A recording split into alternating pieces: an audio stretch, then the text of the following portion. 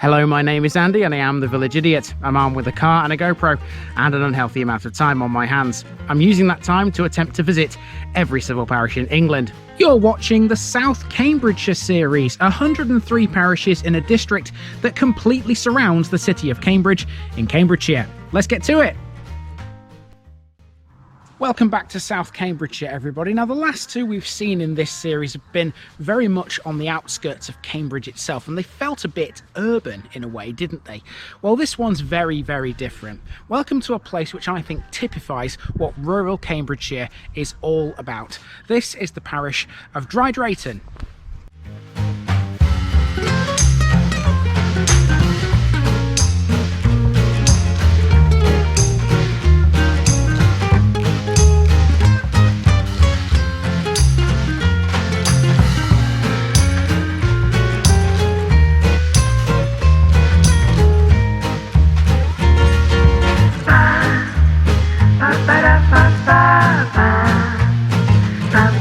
This video is sponsored by Bassett Law Pro Clean, specialist floor and upholstery cleaners based in Retford, Nottinghamshire.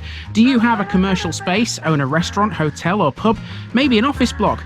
Bassett Law Pro Clean cover the entire country for commercial work. And they have a special offer. Quote the Village Idiot when you inquire and get a massive 7.5% off. Need it cleaned by the experts? Contact Bassett Law Pro Clean now. Here's my disclaimer for people who may be watching me for the first time. I say things as I would in my native accent and dialect. As a result, I may not pronounce things in the same way as the locals do. Remember, I'm a visitor. It's impossible to know everything. Leave me a comment, spin me a like and bash that subscribe button. Let's get to today's parish video. South Cambridgeshire this week brings us to Dry Drayton, a village whose name literally means what it sounds like. At times this was susceptible to periods of drought, and it's been known by that name since the 13th century. There are two Draytons in close proximity to each other out here, the other being Fen Drayton some 5 miles away to the northwest. Drayton itself means dray or sledge farm. The village was formed around two main roads, the Roman road known as Via Devana, which is now the A14, and the road that ran between Cambridge and St Neots. The parish used to include the area that's now known as Bar Hill, but in 1966 that became its own parish after rapid expansion there warranted a brand new local council. Dry Drayton is still connected to Bar Hill via a cycle path known as the Drift. Bar Hill's expansion had a profound effect on the village. With the opening of its brand new Tesco superstore, many of Dry Drayton's local amenities closed, leaving just a few behind. It now has no shop, most notably, but it still retains a village hall, a school and one pub. The High Street once was the main focus of the village, but now it's moved towards an area around the village green called the Park, despite not being an actual park or a recreational area. It's a pretty village though, and I'm sure you'll agree with me after walking around it, living here is well worth consideration. Let's go.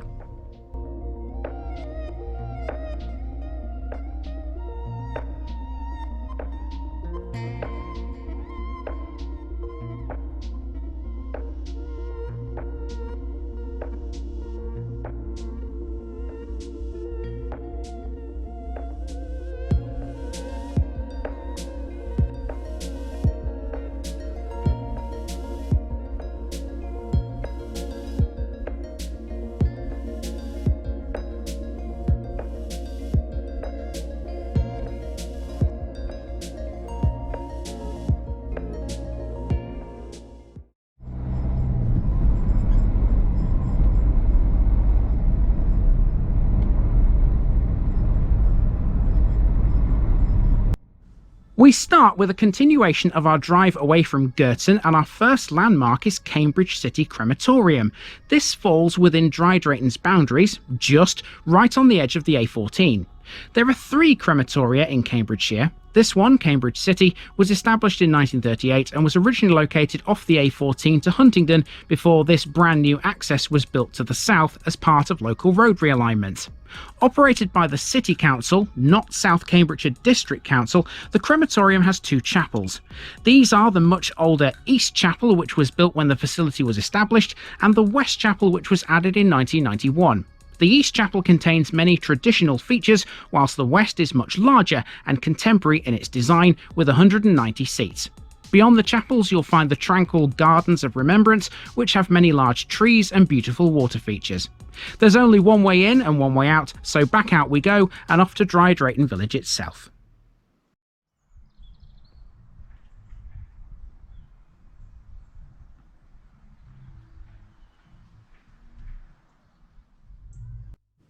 Our main walk begins by first walking from one end of the village to the other using this footpath along the edge of a field.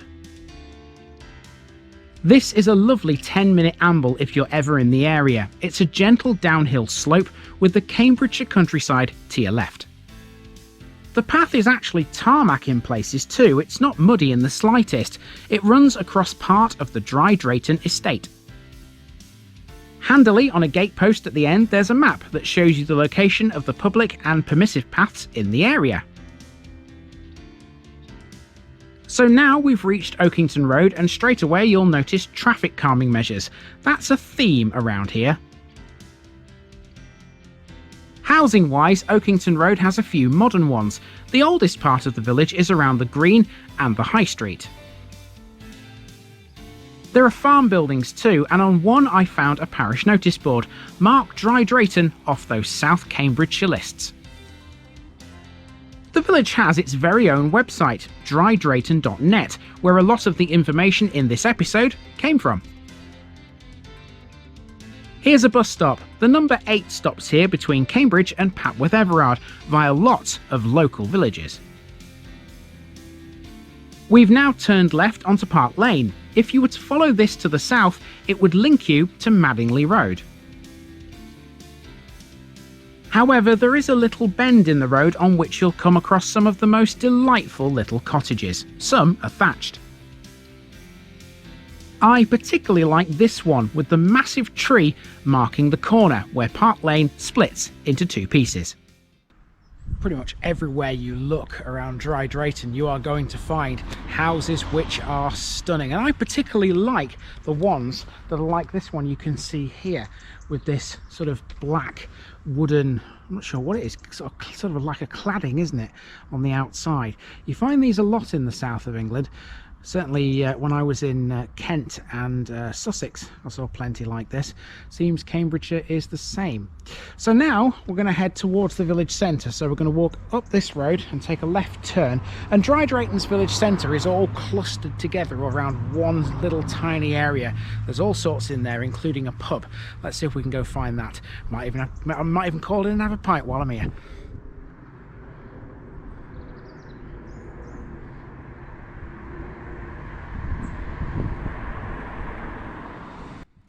First up in the village centre is an old primitive Methodist chapel built in 1863. This is now the True Jesus Church. Dry Drayton's central area is called the Park, despite the fact there's no park here. Up Park Street, we find the local amenities. There's at least 2 old water pumps in the village. One of them stands here, in front of the pub and the local primary school. The pub is the Black Horse, which dates back to the 1780s. There used to be a second pub here called the Three Horseshoes. The primary school has something called the Dry Drayton School and Village Association, which every year hosts Feast Week. Then we go around the back of the pub to a footpath which loops around a piece of waste ground and ends up at the other end of Park Street. So why is this area called the Park? Well, the answer is all down to a big field near the church, in which you'll find earthworks. It was there that a big manor house once stood that was owned by the Duke of Bedford. It was demolished in 1817. We've reached the Green, a wide open space populated by trees, which is bisected by the main road through the village. I found the Green to be quite the charming and pretty location. If this isn't part of a conservation area, I'll be very surprised. On the Green you'll encounter the village sign, although it seems to have lost its nameplate. I wonder where that went. You know, if it weren't for the fact that there's a little industrial estate in this village, this would be very, very peaceful, this Green. But of course, because there are lorries coming through every now and then, which breaks the peace up. It's a bit of a shame, really. But to be honest with you, when they're not around, this is idyllic. It's fantastic. I'll just turn the camera around here to show you my current view. Who would not like to live in a village like this? It's fabulous, isn't it? It's lovely. Like I said, I think this typifies what rural Cambridgeshire is all about. Isn't it lovely? Okay, behind me here you can see I've got some trees. Now hiding behind those trees is Dry Drayton's little church. Let's head into that and see what that's all about.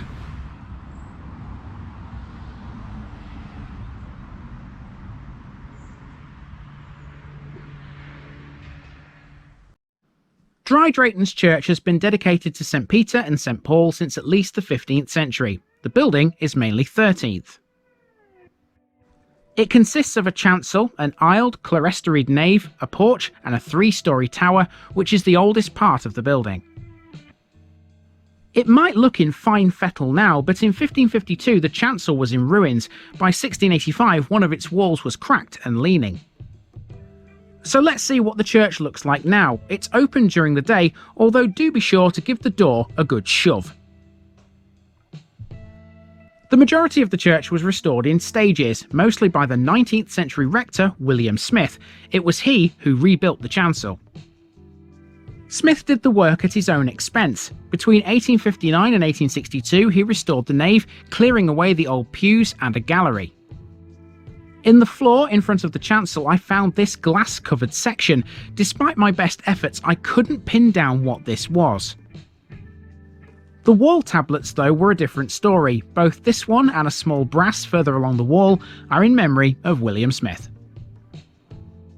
Smith was an enthusiastic shooting man and he lived in Dry Drayton throughout his incumbency from 1841 to 1869.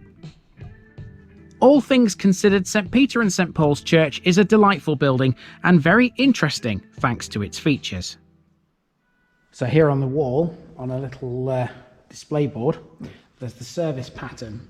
So the church is open from 10 o'clock in the morning every day until the early evening, and then depending on which Sunday it is in the month, depends on which time that it's open for worship. So on the first Sunday it's 5:30 p.m, second Sunday it's 9:30 a.m, that's communion, all age worship on the third at 11, on the fourth it's 9:30, it's also communion, and then if there is a fifth Sunday in the month, the notices are then in the church. So it's not open all the time for services, but there you go, that's when services are held here in St Peter and St Paul's.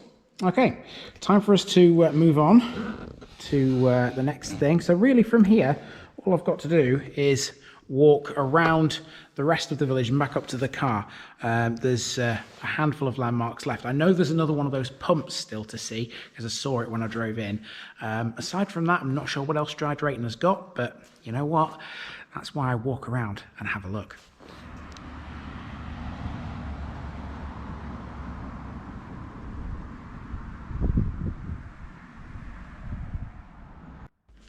After the church, the road bends to the left and passes the entrance to Dry Drayton Cricket Club. That's private property and unfilmable. So instead, we're off up the high street. This was at one time the main focus of the village before it shifted to the park. Even though some have now closed, there are a few businesses here and there. On Old Rectory Drive is a local cattery, for example. At one time, most local residents derived their living from the land. There were once numerous orchards here too. As we've already seen, water was supplied by pumps. This one stands on Pump Green, right in the centre of the old village. Dry Drayton has always had, regardless of the time period, a really good community spirit. Luckily, it still has a communal space. Halfway up the high street is the village hall, founded originally as the Dry Drayton Institute. The current building was erected in 1967. It replaced a wooden building which was a surplus hospital hut. It stood for more than 40 years until finally falling into disrepair. Beyond the hall, the high street reaches the Dry Drayton end of the Drift, a cycle path that connects it to Bar Hill. Otherwise, it's a dead end, so our last task is to head up Pettit's Lane back to the beginning, admiring the thatched properties as we go. And I think it's worth a mention that the Greenwich Meridian passes through this village too. Just one more fun fact for you. Okay, we're just about back to the beginning again, but we're not quite done with the parish of Dry Drayton just yet. You see, earlier I mentioned an industrial estate, and we still haven't got to that industrial estate yet. It's just to the south of the village, close to the A428. So let's hop into the car, drive down to that and see what it's all about, and then we'll head onto that road to go to the next one.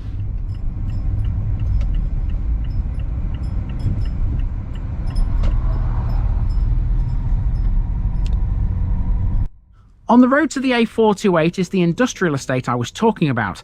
This is Scotland Farm, one of the largest farms in the parish, whose former farm buildings have now been converted into a variety of small businesses.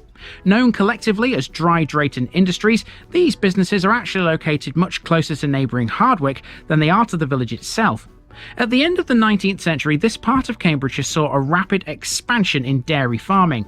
Model dairy premises were built here in 1907, and 22 cottages were added to accommodate farm workers. One of its farmers was Terah Hooley, son of the twice bankrupt multimillionaire entrepreneur Ernest Hooley. Businesses here now include a fitness studio, the Botanical Nest, which is a florist, a specialist skiing shop called Ski Exchange, and a local brewery, Lord Conrad's. There's even an Italian biscuit and cake company called Biscotti di Deborah, who make all their products by hand. There are 36 units in total, so you can see why lorries often use the village to access them all. After driving around it, it was a simple case of making my way to the A428 to head for the next one. This road does not run through the parish boundaries, but it's the main route between Cambridge and St Neots. We'll see this again in plenty more episodes. That's been Dry Drayton, and I'll see you back here in 7 days' time.